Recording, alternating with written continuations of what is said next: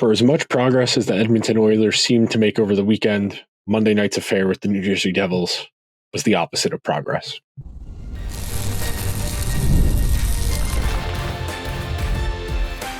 You are Locked On Oilers, your daily podcast on the Edmonton Oilers, part of the Locked On Podcast Network, your team every day. Hello, everyone, and welcome to this Tuesday edition of Locked On Oilers. I am your host, Nick Zararis. I want to thank everyone who's making Locked On Oilers their first listen of the day. Locked On Oilers, a part of the Locked On Podcast Network, your team every day. And today's show is brought to you by our presenting sponsor, FanDuel, where you can start the NFL season with a big return.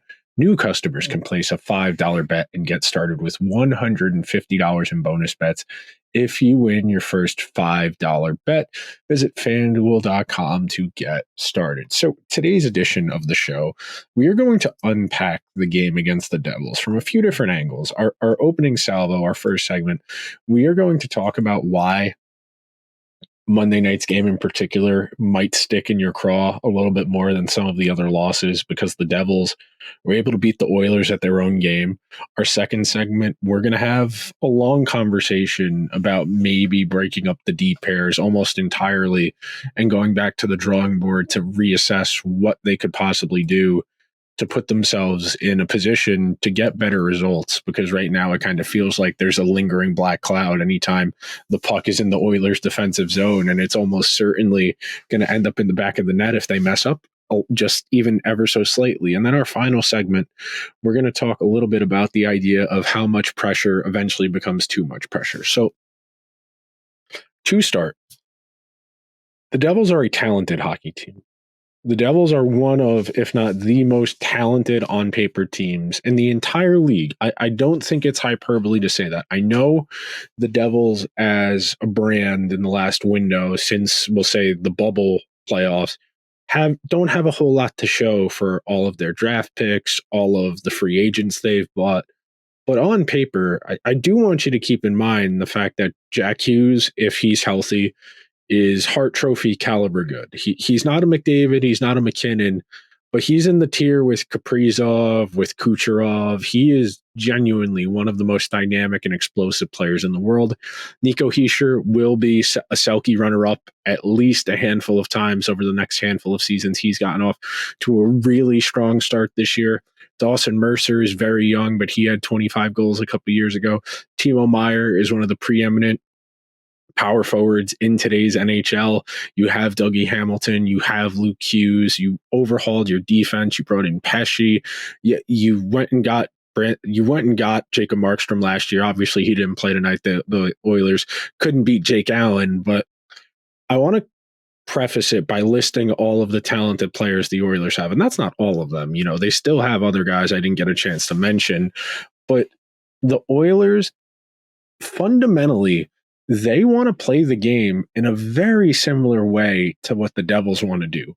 They want to play with tempo, they want to play with speed, they want to create rush opportunities, and they want to put stress on the other team's defense. The problem for the Oilers, and why it worked so well for the Devils tonight, and why the game was so up and down and back and forth, is that when you play with a lead, the opportunity to counterattack is so much stronger. And let me unpack this for you. If you're a little confused, this concept is relatively newer to the soccer universe, which is where I am most familiar with it, the high press and the park the bus tandem. So a high press is being as aggressive on the puck, trying to force them to move it, turn it over, etc. What you do when you are playing with a lead as a rush offense, you are going to drop back, you are going to take a deeper posture. In doing that, that allows the other team to take shots, and you are encouraging the other team to take lower quality chances because they're going to be further away from the net. And because they are taking lower quality chances, you, as the defending team, you have a better chance of recovering that loose puck and then going the other way to spring towards offense. And part of what makes this effective, think about it from a numbers game. If you shoot the puck from relatively far away, let's say you're shooting from the top of the circles, the defending team is going to have their two defensemen relatively close to the net. But their forwards most likely are going to be somewhere in between the half wall and the point. Now, if you are the attacking team, the offensive team, and you just took a shot from 30 feet away, somebody is following up on that puck. Or if you're structured, if you're established in the offensive zone, you're going to have somebody who's close to the net. That person's job is going to be to follow up on the puck and try and keep the puck in the offensive zone. So think about that numbers game. So if you just shot from relatively far away, someone goes down to get it, then you have the two defensemen on the offensive points, and then the other team is going. The other team, if they can cleanly recover this puck, they can execute that one long pass. And you saw the Devils do that very well tonight on a number of occasions where the Oilers got the zone with speed. They put a good look or two on Jake Allen, but the Devils, they absorbed the pressure, recovered the puck, and went. And then once the lead gets to 2-0, that's where this type of offense, this rush transition style, it almost entirely becomes defanged because you need to work so much harder to generate offense. There was a sequence in the Stanley Cup final against Florida. I forget if it was in game 7 or if it was in game 6. I want to say it was in game 7, but yeah, it was game 7. It was game 7. The Oilers are trailing they're trailing by a goal. It's 2-1. They get the puck into the offensive zone with possession. They completed 11 passes in the offensive zone before getting a shot off. That is really difficult to string together 11 consecutive passes without a mistake, without a bad pass, without a pass getting intercepted, without losing control of the puck. It is really difficult to string together that many passes because you're going to have to do that at points in the offensive zone where you really need that cycle going, the entire perimeter of the offensive zone to try and get the defense moving so you can get them to make a mistake. But it is really inefficient to play that way. When you have to string together 7, 8, 9 passes after already doing the work to the offense, get to the offensive zone, your guys are going to be shot. And that's kind of what you saw tonight. Not to that degree. Obviously, the Devils are not the Panthers when it comes to defense. And that's what was especially frustrating about this, is that this game was takeable in that the Devils defenseman, even Dougie Hamilton, who I think is a tremendous player, if you force him to make defensive plays, what I always say about Evan Bouchard, that when it comes to the actual mechanics of playing defense, he's about positioning and outsmarting you. He's not winning puck battles. He's not winning with his physicality. It's the same thing with Dougie Hamilton. If you dump the puck in behind the Devils, you force their defensemen to turn their backs to you as you're forechecking, force them to work to break out, you can defang them. That's what the Hurricanes did to a masterful degree in the playoffs in the second round 2 years ago, and the Hurricanes ran them out of the rink. Teams get into trouble against the Devils when you don't force their defensemen to make defensive plays. When you just let them, okay, you're going to take that shot. Okay, we'll go back and get it. We're going to break out. We're going to get it to Jack Hughes. We're going to get to Timo Meier. That Timo Meier goal, there's not a lot of guys who do that. That is a really difficult play, the Meier goal, to facilitate him to make it happen. And at a certain point, you got to start to assess things. And it's early. Obviously, it's so early in the season. They don't have McDavid. They are still trying to figure out which two of Dermott, Emberson, and Stetcher they want in the lineup every single night. The Oilers are clearly working through a lot right now. But with all of that said, to lose the way you did tonight in terms of getting beaten at your own game, it's got to be frustrating because this was a winnable game. Jake Allen was great for the Devils tonight, don't get me wrong. The Oilers had more than enough chances where they should have been able to make this game more competitive. And then once you get to score impacts, if it's 2-1 instead of 3-0, or you get it to 1-1 even instead of 2-0, it really changes the complexion of the game. And you would have had more offensive opportunities, but the Oilers couldn't find the back of the net, and it really so slowly undid what they were trying to do tonight. So we're going to take our first break of today's edition of Locked On Oilers. When we come back, we're going to approach this from the defensive perspective next, about what we could do a little bit better, how we could maybe optimize the defensive pairs, and a whole lot more coming up next on this edition of Locked On Oilers, where we've got your team covered every day. We are all driven by the search for better, but when it comes to hiring, the best way to search for a candidate isn't to search at all, it's to match with Indeed. If you need to hire, you need Indeed. Indeed is your matching and hiring platform with over 350 million global monthly visitors, according to Indeed data, and a matching engine that helps you find quality candidates fast. Ditch the busy work. Use Indeed for scheduling, screening, and messaging so you can connect with candidates faster. And Indeed doesn't just help you hire faster. 93% of employers agree. Indeed delivers the highest quality matches compared to other job sites, according to a recent Indeed survey. Indeed leverages over 140 million qualifications and preferences every day, which means Indeed's matching engine is constantly learning from your preferences. So the more you use it, the better it gets. Listeners of this show will get a $75 sponsored job credit to get your jobs more visibility at Indeed.com/locked-on. Just go to Indeed.com/locked-on right now and support our show by saying you heard about Indeed on this podcast. Indeed.com/locked-on. Terms and conditions apply. Need to hire? You need Indeed. Today's show is also brought to you by our friends over at FanDuel, where you can tackle NFL action at America's #1 sportsbook. Because right now, new customers can bet $5 and get $150 in bonus bets if you win. The FanDuel Sportsbook app gives you everything you need to place live bets on the NFL all in one place.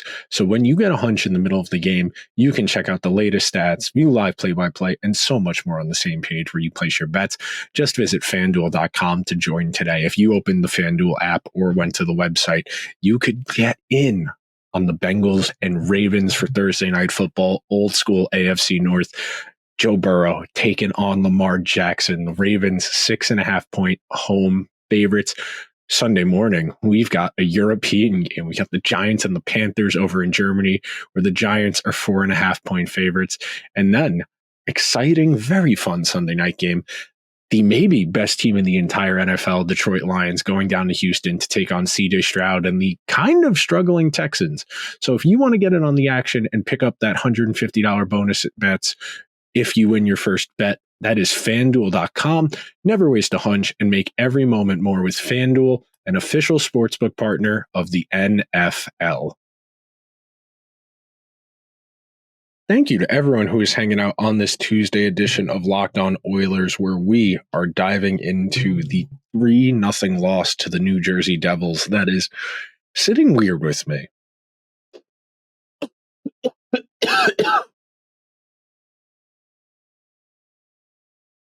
And I say that because it's multifaceted. I expected the Oilers to run into some issues because the Devils have been playing a little bit better as of late. As I had said in the first segment, the Devils are a very talented team, especially on an individual level, where if you force them to make plays outside of structure and win one-on-ones, the Devils are one of the few teams that has enough talent that can do that. And I would say there is a majority of the teams in the NHL that they lack the high-end talent to the degree the Devils have to be able to win these types of broken down, structureless games. And I don't think it's a coincidence that the further along you go in the season, hockey typically gets tighter, there's less room, there's better defense, and we are still in the early stages of not just the Oilers season, but the league at large. And the Devils didn't exactly play like the 2003 iteration. You know, Scott Stevens, Danico, Niedermeyer. It wasn't a very tightly checked game from either team. But the Oilers' defense is becoming, if it's not already, it's really a problem. I have advocated since before the regular season started that if Nurse is as physically compromised as it seems, that they should seriously consider splitting up Ekholm and Bouchard for two reasons. Number one, they need to distribute the risk more evenly throughout their lineup. And my logic is very straightforward. I am not saying Bouchard or Ekholm is going to carry Nurse to better results, especially at 5-on-5, where he has really struggled this year. But it's better than what they're currently doing, because as much as I think Brett Kulak is fine as a fifth or sixth defenseman, the revolving door of Dermott, Stetcher, and Emberson is not doing anyone favors, whether we're talking about Nurse and Kulak or those guys.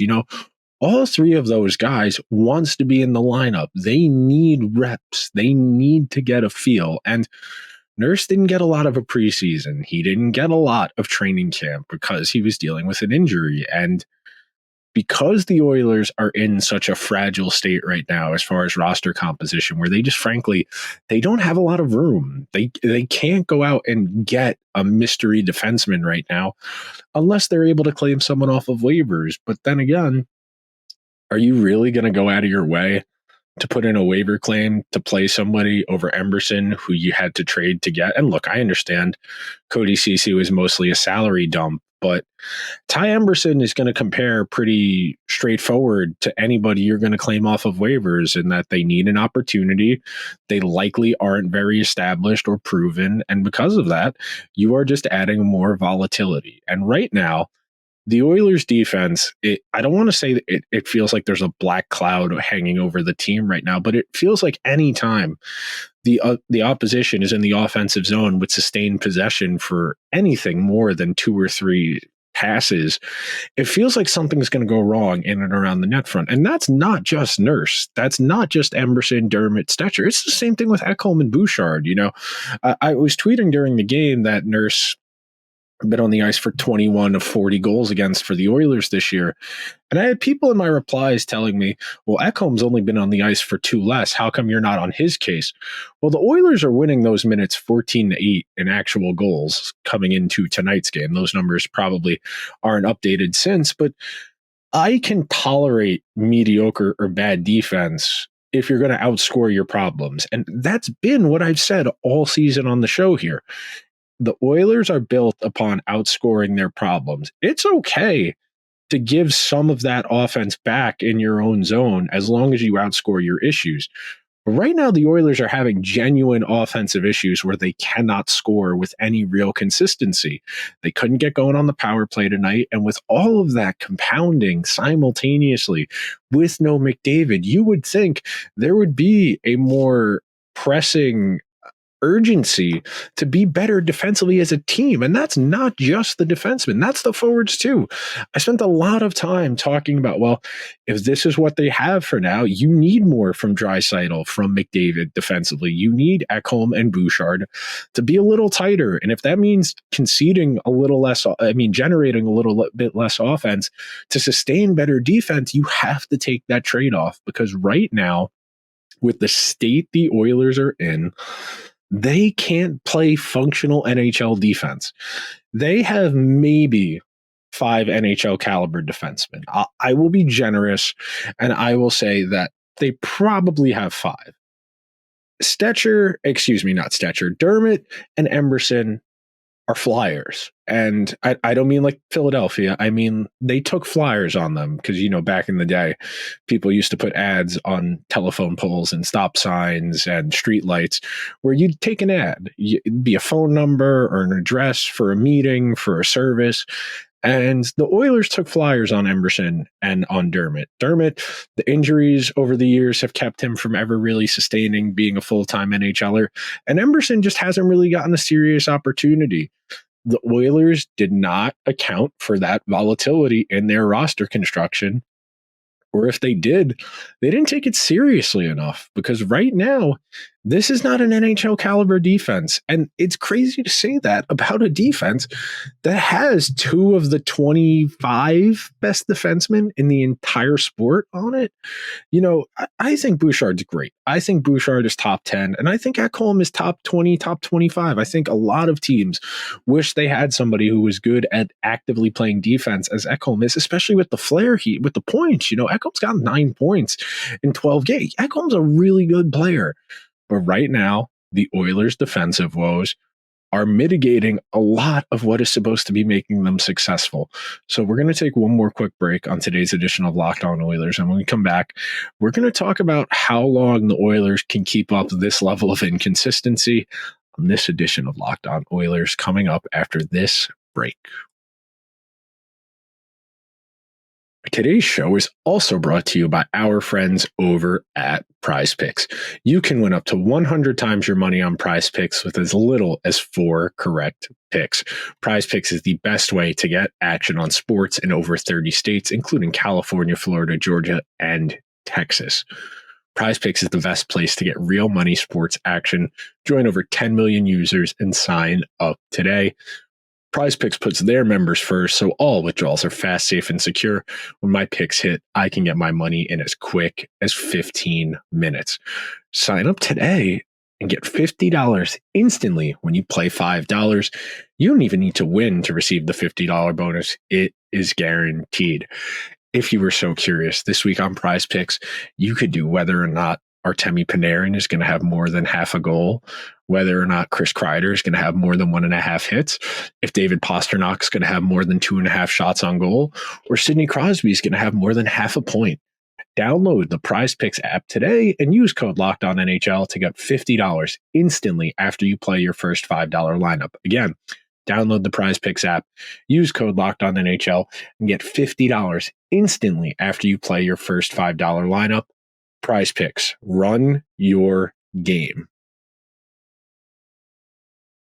Thank you to everyone who is hanging out on this Tuesday Blues edition of Locked On Oilers. It's tough following up a victory Monday with Tuesday Blues, but right now, it's hard to feel like the Oilers are making progress. And when you have this much uncertainty, and I don't think that's unfair. I don't think that's being negative. I don't think that's being a hater. I don't think that's being mean. I don't think that's singling anyone out. But right now, the Oilers have real foundational issues.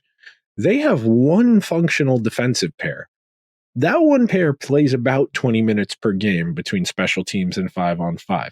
The other 40 minutes are almost entirely a crapshoot. And the Oilers, for as much as they are scoring in Ekholm Bouchard minutes, like I said, Ekholm's been on the ice for 14 goals for, 8 5-on-5 goals against. I know he's been on the ice for 10 penalty kill goals against, but with the 14 and 8 split at 5-on-5, especially considering they've got a little bit below average save and a little bit above average shooting, there's probably a little more meat on that bone to get a better goal split, especially now that they're playing with no McDavid for at least another week or so. But with these levels of foundational issues, eventually the Oilers are going to reach a tipping point. They are either going to cauterize these wounds and find a way to be passable, or their season is going to go off the rails. And I don't necessarily mean they're going to be a lottery team. The Devils missed the playoffs last year. The Golden Knights missed the playoffs 3 years ago, for Vegas. It happens.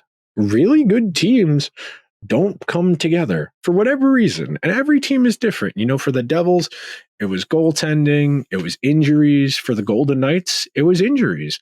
Now, the Oilers have had one serious injury so far this season, and that's only, 2 weeks or so of McDavid. And McDavid is important, but the Oilers should be able to sustain for a week and a half, 2 weeks without McDavid. There's enough talent here that they should be able to beat bad teams. And look, if you want to cut them some slack, that the Devils are a good team, they're playing them on a back-to-back, you got Pickard instead of Skinner, I understand all that. I am less inclined to give them the benefit of the doubt, because even if McDavid were playing, these defensive issues are omnipresent. They have one functional pair. Until the Oilers can either get a second pair that plays better, or they split up Ekholm and Bouchard, it is hard for me to get particularly riled up or excited that the potential to turn the corner is here, because right now, you don't know what you're going to get on a given night from the Oilers, with the offense as sputtering and potato gun as they are right now, and the defense as disastrous as it is. This is about as potent a combination of Murphy's Law as you can possibly get. And that sounds melodramatic this early into a season for a team that was the preseason Stanley Cup favorite. But I keep saying this, it gets late early out here. We're not that far away from American Thanksgiving, and American Thanksgiving is a really important point of demarcation. Most of the time, of the teams that are in a playoff spot on American Thanksgiving pretty much all of them make it. Last year was 14 out of 16. There was one team in each conference in a playoff spot on American Thanksgiving that ultimately didn't end up getting it. Of course, the Oilers were one of those teams, but the Oilers, it took, I don't want to say it took an act of God last year to get them back in the mix, but teams don't just pull 15-game winning streaks out of thin air. You got to get some positive regression and you got to get some confidence. And right now, the Oilers aren't playing like a team that has a ton of confidence. They can't score with any real consistency. Their power play, and look, I get it. No, McDavid, you want to give them a little bit of a break on the power play stuff, but the non-threatening looks, the looks that settle for Bouchard slap shots from 40 feet away. And I get Bouchard is a great shooter, but right now, teams are glad. And you're going to say, well, Nick, Bouchard has such a good shot. Why would they be glad? Because they can get someone in the shooting lane. The goalie has an opportunity to get over. Anytime a sequence ends with a point shot instead of a Zach Hyman jam play, a Draisaitl one-timer, a cleanup from somebody in the second wave crashing down on the net, anytime it's a slap shot from the point, that is a lower quality play. And right now, it feels like the Oilers are in a bit of a funk. I said the best thing they could do is get back to basics. It's to really work for their offense. And it's going to be hard getting these guys to accept that, hey, we're going to have to cycle for our offense. We're going to have to go high to low. We're going to have to get back to basics because right now we can't do the fancy stuff with any real consistency. And I understand this isn't like coaching youth hockey or youth football where all it takes is a little bit of schematic tweak and juggling up lines and who's playing to get a bit of a boost. But right now it feels like there's meat left on the bone for the Oilers here, whether that's juggling the defensive pairs, breaking up Ekholm and Bouchard, if that's trying different combination of forwards with Draisaitl while McDavid's out, whatever it is. I want to see some creativity in mitigating some of these problems because right now the Oilers don't seem to have any real path out of this muck. And you can say they're waiting for McDavid. That once McDavid comes back, they'll get going. They weren't playing that great when they had the best player in the world. And I understand some of that is regression. Hyman and Arvidsson hadn't scored up until Friday against Nashville. But until they get going, I am going to be concerned. That is my nature as a sports fan. I always prepare for the worst just because it's better to be prepared and not need to be than to need to be and not be prepared. But that'll do it for today's very doom and gloom Locked On Oilers. If you could be so kind, please subscribe to the show wherever you get your podcasts. If you're listening on Apple or Spotify, please give the show a 5-star review. If you're watching over on YouTube, like the video, subscribe to the channel. We're over 1,600 subs. We've doubled the sub count since April when I took over the show. It is really, really encouraging and really, really great to see. Hopefully, the Oilers can get it back on track later in the week. I will talk to you guys tomorrow. Until then, let's go Oilers.